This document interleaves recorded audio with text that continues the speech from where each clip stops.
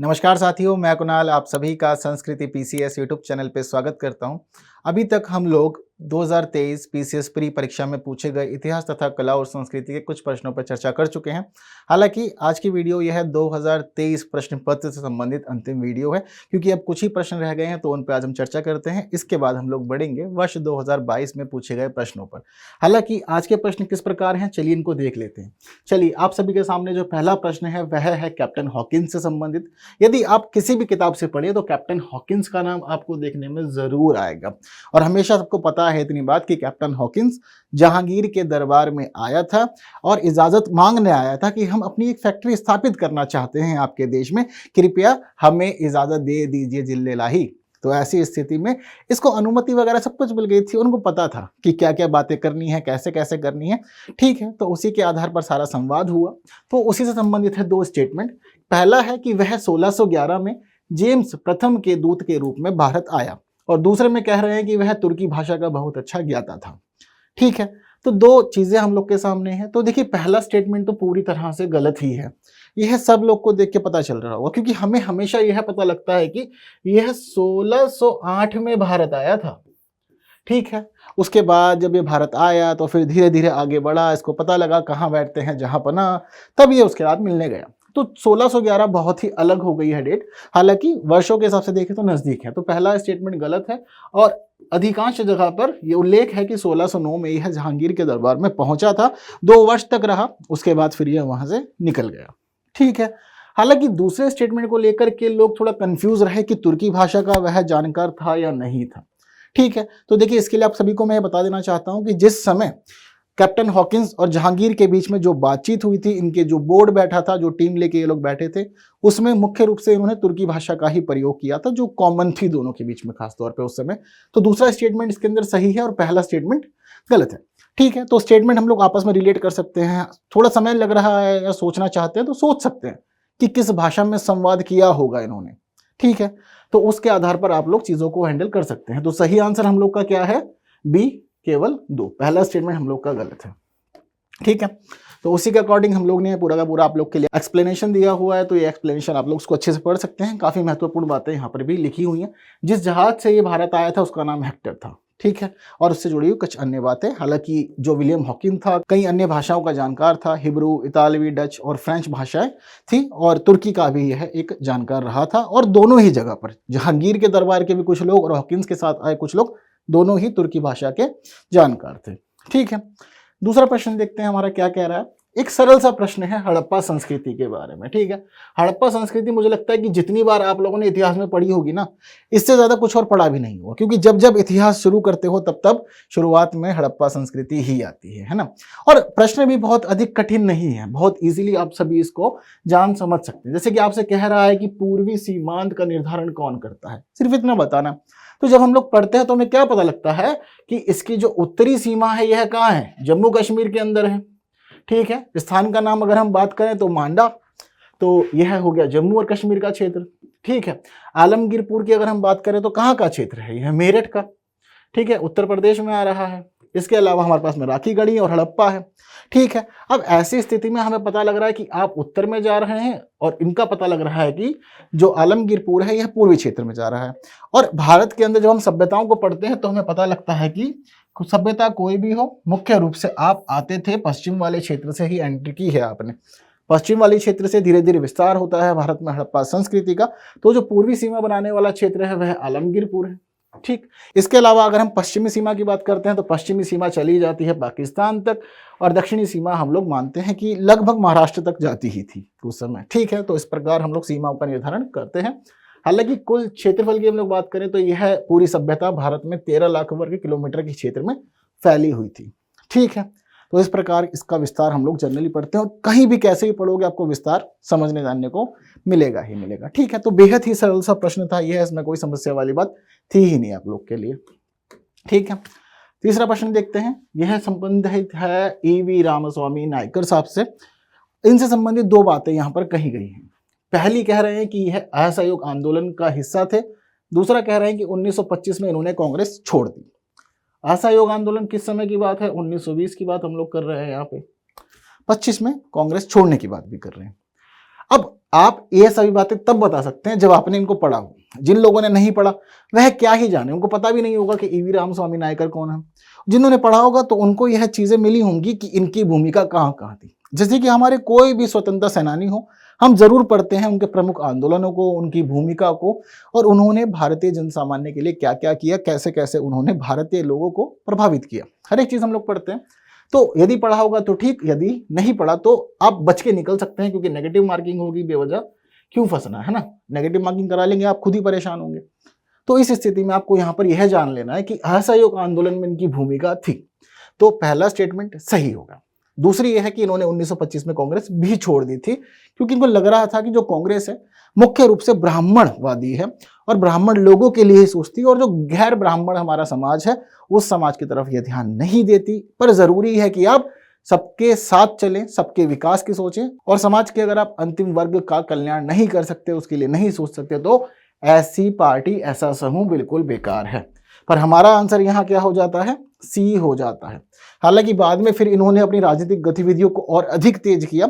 दक्षिण भारत के यह एक प्रमुख राजनेता बन गए थे। इन्होंने द्रविड़ मुन्नेर कड़गम की स्थापना भी की थी। इनके आधार पर ही वह आज के समय में काफी तेजी से चल रहा है, अभी भी चल रहा है। ठीक है, तो इनको पेरियार और थंथई पेरियार के रूप में भी जाना जाता है। द्रविड़ कड़गम आत्मसम्मान आंदोलन इनसे संबंधित है। द्रविड़ आंदोलन का जनक इन्हीं को कहा जाता है। ठीक है, सारी बातें।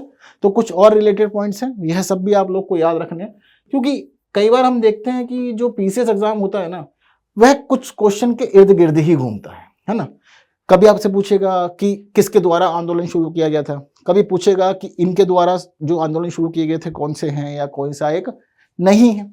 ठीक है, इसके अलावा किसी और रूप में भी भूमिका पूछ सकता है, जैसे कि हमने यहाँ पर स्टेटमेंट के रूप में देखा। तो रिलेटेड चीजें जो हैं वो सब भी थोड़ा थोड़ा सा पढ़ते रहेंगे तो परेशानी नहीं होगी। अगर हम अगले प्रश्न की बात करें तो पुराणों से संबंधित है। आपसे पुराणों से कुछ 2 स्टेटमेंट पूछी गई है। ठीक है, अब जनरली हम लोग पढ़ते हैं कि पुराण जो है हमारे 18 हैं, इतिहास की जानकारी मिलती है। हालांकि सनातन के लिए या जो उस समय हिंदू सभ्यता थी उसका यह एक महत्वपूर्ण आधार बन गया था। काफी जानकारियां मिलती हैं यहाँ से, और आज भी हम कहीं भी देखते हैं तो इसका उल्लेख, इसकी चर्चा जरूर होती है हिंदू धर्म के लिए। क्लियर बात है इतनी। लेकिन अगर हम उन सभी चीजों को हटा दें तो हमें यहाँ पर यह देखने को मिल रहा है कि किस पुराण में किस काल की जानकारी मिलती है, अब यह बताना है। जैसे कि पहली लाइन में कह रहा है कि विष्णु पुराण मौर्य काल की जानकारी देती है, और वायु पुराण गुप्त वंश से संबंधित है, उसके शासन व्यवस्था पर प्रकाश डालता है। अब बताइए कौन सा सही कौन सा गलत। यदि पढ़ा हो तो ठीक, यदि नहीं पढ़ा हो तो फिर गड़बड़ हो जाएगी। क्या किया जाए ऐसी स्थिति में, क्या मानते हैं, क्या हो सकता है इसका आंसर? तो देखिए दोनों ही स्टेटमेंट जो है ना, यह दोनों ही स्टेटमेंट सही है। ठीक है, विष्णु पुराण हमें मौर्य साम्राज्य की जानकारी देता है, मौर्य वंश के बारे में बताता है। वायु पुराण हमें गुप्त वंश के बारे में बताता है। इसके अलावा मत्स्य पुराण हमें आंध्र सातवाहन के बारे में बताता है। तो इस हिसाब में दोनों ही स्टेटमेंट सही हैं, और जब दोनों स्टेटमेंट सही हो जाएगी तो ए आंसर होगा। ठीक है, आप लोग क्या लगा के आए थे एग्जाम में, जरूर बताइएगा। ठीक है, तो इससे जुड़ी हुई कुछ बातें एक्सप्लेनेशन के रूप में भी आपके सामने है। जैसे कि विष्णु पुराण की एक छोटा पुराण इसको माना जाता है, 7000 छंद इसमें है, और वेद व्यास के पिता ऋषि पराशर ने इसको लिखा था। ठीक है, तो चीज़ों को थोड़ा सा इस प्रकार से भी याद रख सकते हैं। हो सकता है कि अभी विष्णु पुराण को और वायु पुराण को आपसे पूछा गया है, साथ साथ हो सकता है कि आने वाले समय में मत्स्य पुराण पूछ ले जो आंध्र सातवाहन से संबंधित है। तो परीक्षा में प्रश्न जो है वह कोई भी रूप ले सकता है, और आयोग जो है ना वह आपसे किसी भी रूप में प्रश्न पूछेगा। ठीक है, उसके पास तो कोई सीमाएं हैं नहीं, जहां उसका मन होगा वह वहां से आपके लिए प्रश्न रख देगा। लेकिन आपको सिलेक्शन लेना है, अधिकारी बनना है, तो जरूरी है कि चीजों को अच्छे से जानते समझते हुए आप आगे बढ़े। 5वां प्रश्न देखते हैं, किससे संबंधित है? दर्शन और प्रचारकों से संबंधित है। कह रहा है कि कौन सा एक सही सुमेलित है, आपको यह बताना है। अब इसमें आपको यह तो पता चल गया कि 3 गलत ही है, इसके अंदर एक ही है जो सही है। ठीक है, लेकिन उस एक को सही पता करने के लिए भी आपको 6 के 6 के बारे में पता होना चाहिए। यदि आपने 6 दर्शन कहीं भी पढ़े होंगे तो इजीली याद हो जाता है, ऐसी कोई बहुत समस्या वाली बात रहती ही नहीं है ना। जैसे कि अगर हम देखते हैं सबसे पहला उत्तर मीमांसा, तो देखिए उत्तर मीमांसा का अर्थ जो होता है वह है मुख्य रूप से कि आप वेदांत की बात कर रहे हैं, और वेदांत की रचना किसके द्वारा है, प्रचारक कौन थे इसके? बादरायण्य, यानी कि वेद व्यास जिनको हम कहते हैं। ठीक है, तो यानी कि उत्तर मीमांसा वेदांत की बात कर रहा है, और यहाँ पर नाम जो होना चाहिए हमने बादरायण होना चाहिए था, लेकिन वो नहीं है, तो कहीं ना कहीं चीजें गलत है। अगर यहाँ पर वेद व्यास लिखा होता तो भी सही हो जाती। तो ए तो हमारा हो गया गलत। ठीक है, अब मीमांसा जो है, मीमांसा संबंधित है जैमिनी से। ठीक है, जैसे कि कपिल हो गए, अब कपिल का है सांख्य। ठीक, तो कपिल का सांख्य है, उत्तर मीमांसा वेद व्यास से संबंधित है। मीमांसा से संबंधित है जैमिनी। ठीक है, यानी कि यह भी गलत हो गया, क्योंकि कण्व का है वैशेषिक। ठीक है, और पतंजलि का है योग। अब ऐसी स्थिति में सिर्फ एक बचा हमारे पास में, न्याय, जिसके प्रचारक थे गौतम। तो सी इसका सही आंसर है, उसके अलावा बाकी सब गलत है। क्लियर है बात सारी? एक्सप्लेनेशन सामने देख लिया, जान गए, समझ गए। तो 6 के 6 दर्शन आपको सभी को याद रखने जरूरी हैं, चाहे सांख्य हो, योग हो। इसके अलावा हम देखते हैं कि मीमांसा है, उत्तर मीमांसा है, न्याय है, वैशेषिक है, हर एक आपको याद रखना ही होगा, और उससे रिलेटेड जो पर्सनैलिटी है उनके बारे में पढ़ना होगा। हालांकि आप चाहें तो एक स्क्रीनशॉट के रूप में भी ध्यान रख सकते हैं, जैसे कि सारे आप लोग के सामने ही मैंने लिख दिए हैं। ठीक है, हर एक के बारे में चीजें यहाँ पर बहुत इजीली क्लियर हो गई है। तो सी आंसर है इसका, जैसे कि आपको मैंने भी बता ही दिया है यहाँ पर। ठीक है, ओके। तो देखिए, कपिल सांख्य, पतंजलि योग, गौतम न्याय, कांडित वैशेषिक, जैमिनी मीमांसा और बादरायण वेदांत। ठीक है, क्लियर है बात सारी की सारी। चलिए अगला प्रश्न देखते हैं, खरीदादार कौन था? तो देखिए, यह हमारे मध्यकालीन इतिहास से संबंधित एक पदवी है, यानी कि अलग अलग अधिकारियों को अलग अलग नाम दिए जाते थे, उन्हीं अधिकारियों में से एक है खरीदादार। तो कौन है ये? अब चीजें क्लियर हो, पढ़ी हो तो फिर ठीक है, नहीं पढ़ी तो कंफ्यूज हो सकते हैं। ठीक है, हालांकि हम जब कभी भी किसी भी काल को या किसी भी वंश या साम्राज्य को हम लोग पढ़ते हैं तो हमें हर जगह पर यह देखने को मिलता है कि उसके प्रमुख अधिकारी कौन कौन से थे। और यदि आपके पास में यह सूची नहीं है ना, तो वास्तव में गंभीर विषय है, क्योंकि पढ़ते हुए हमेशा इस पॉइंट को आप लोग ध्यान दें, क्योंकि क्वेश्चन अनेक बन रहे हैं यहाँ से। तो खरीदादार का सीधा सीधा अर्थ था फरमानों को भेजने वाला अधिकारी, यानी कि जब आप संदेश तैयार करते थे किसी को भेजने के लिए, तो यह संदेश जो अधिकारी लेकर जाता था उस अधिकारी को ही कहते थे खरीदादार।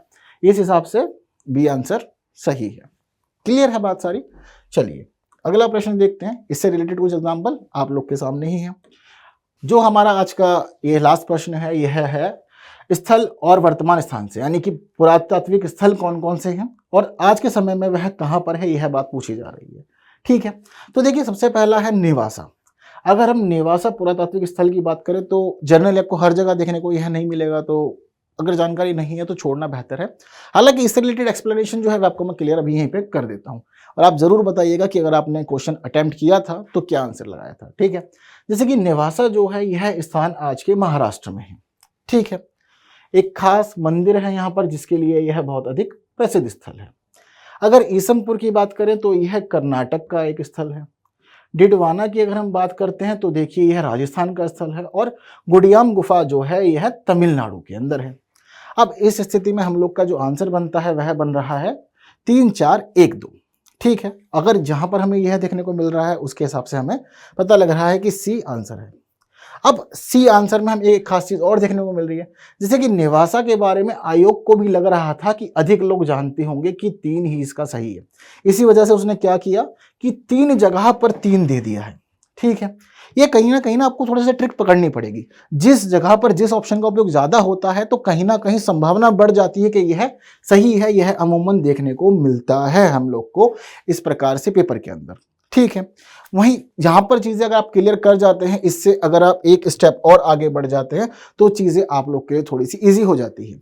जैसे कि आयोग ने दूसरा पॉइंट भी क्लिक किया हुआ है, जैसे कि ईसमपुर के लिए 4 है, 4 हमें 2 जगह पर मिल जा रहा है, और तीसरे के भी आकर के ही चीजें सॉल्व हो रही हैं पूरी की पूरी। ठीक है, अगर आप देख पाते हैं कि अगर आपको पता है पहला ए और डी, तो यहां पर चीजें कॉमन हो जाएंगी, कहीं ना कहीं आप लोगों के लिए थोड़ा सा परेशान करेंगे। आपको देखने को मिलेगा कि यहां पर 3 है और यहां पर लास्ट में 1 है, यहां पर 3 है, यहां पर 2 है, यहां पर 3 है, यहां 1 है, यहां 4 है, यहां 2 है। अगर आप ए और डी को जानते होंगे, चीजों को आपको क्लियर होंगी, तो ऐसी स्थिति में आपको आंसर इजीली मिल जाएगा।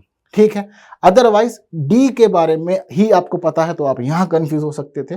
तो इस प्रकार से भी कहीं ना कहीं जो पैटर्न सेट हो रहा है, अगर आपको 1-2 चीजें मालूम हो मिलान वाले प्रश्न में, तो भी संभावना है कि आप इजीली निकाल सकते हैं। जैसे कि पिछले 2 वीडियोस में भी कुछ इस प्रकार के प्रश्न थे जहां मैंने आपको दिखाया कि इजीली आप किस प्रकार से आंसर अपना निकाल पाएंगे। क्लियर है मामला सारा का सारा? तो बहुत अधिक जटिल नहीं है यदि आपने पढ़ा हुआ हो तो, और यदि पढ़ा नहीं है तो देखिए फिर सब कुछ ही जटिल है और समस्याएं खड़ी करेगा ही करेगा। ठीक है, तो इससे रिलेटेड एक एक्सप्लेनेशन आप लोग के सामने प्रॉपर है। तो कौन कौन सा स्थल किस किस लिए फेमस है, हर एक बात आपके सामने की गई है। ठीक है, तो आज की वीडियो में बस इतना ही। जितनी महत्वपूर्ण बातें हमें करनी थी सभी बातें हम लोगों ने की हैं। उम्मीद करता हूं कि वीडियो को पसंद आया होगा। वर्ष 2023 के जो प्रश्न पत्र था उसमें इतिहास तथा कला और संस्कृति के इतने ही प्रश्न थे। अगली वीडियो में हम लोग बात करते हैं वर्ष 2022 में पूछे गए प्रश्नों की, और उम्मीद करता हूं यह सेशन आप पसंद कर रहे होंगे, तो बाकी साथियों तक जरूर शेयर कीजिएगा और बने रहिए चैनल संस्कृति PCS YouTube channel. Thank you so much.